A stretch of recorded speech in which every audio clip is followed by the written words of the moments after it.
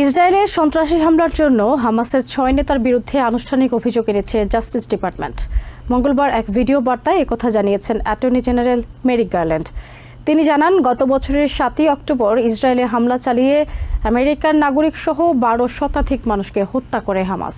ওই ঘটনায় হামাসের শীর্ষ নেতা ইয়াহিয়া সিনওয়ার সহ 6 জনকে জবাবদিহির আওতায় আনার ঘোষণা দেন গারল্যান্ড।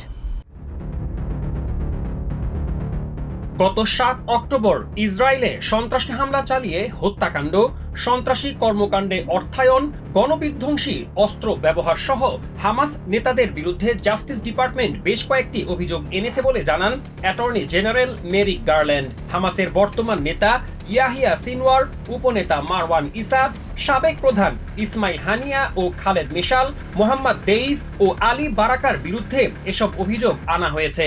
এদের মধ্যে ইসমাইল হানিয়া, মারওয়ান ইসা ও মোহাম্মদ দেইফ ইসরায়েলি হামলায় মারা গেছেন।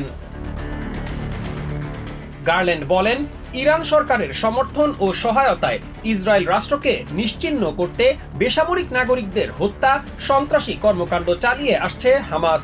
গত 3 দশকে আমেরিকার নাগরিক সহ বহু মানুষকে হামাস হত্যা করেছে বলে অভিযোগ করেন অ্যাটর্নি জেনারেল। গত 7 অক্টোবর ইসরায়েলে অতর্কিত হামলা চালিয়ে হামাস সদস্যরা নারী, শিশু সহ বেসামরিক নাগরিকদের হত্যা করে। তারা ধর্ষণকে অস্ত্র হিসাবে ব্যবহার করে, পালিয়ে যেতে থাকা মানুষের ওপর হামলা চালায় এবং আমেরিকার অন্তত 40 নাগরিককে হামাস হত্যা করে। অনেককেই অপহরণ করে নিয়ে যায় বলে অভিযোগ করেন গারল্যান্ড। হলোকস্টের পর হামাস সবচেয়ে বড় ইহুদি হত্যাকাণ্ড চালিয়েছে বলে দাবি করেন তিনি। হামাস নেতাদের জবাবদিহির আওতায় আনার দাবি জানিয়েছেন স্টেট ডিপার্টমেন্টের মুখপাত্র ম্যাথিউ মিলার।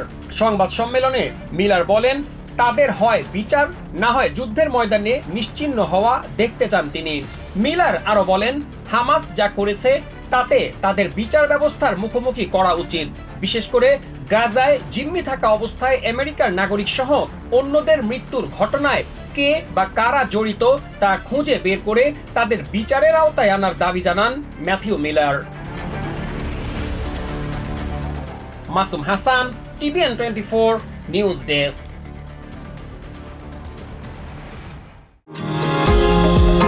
নিউ ইয়র্ক থেকে সম্প্রচারিত TVN 24 টেলিভিশন বিশ্বজুড়ে বাঙালির কণ্ঠস্বর।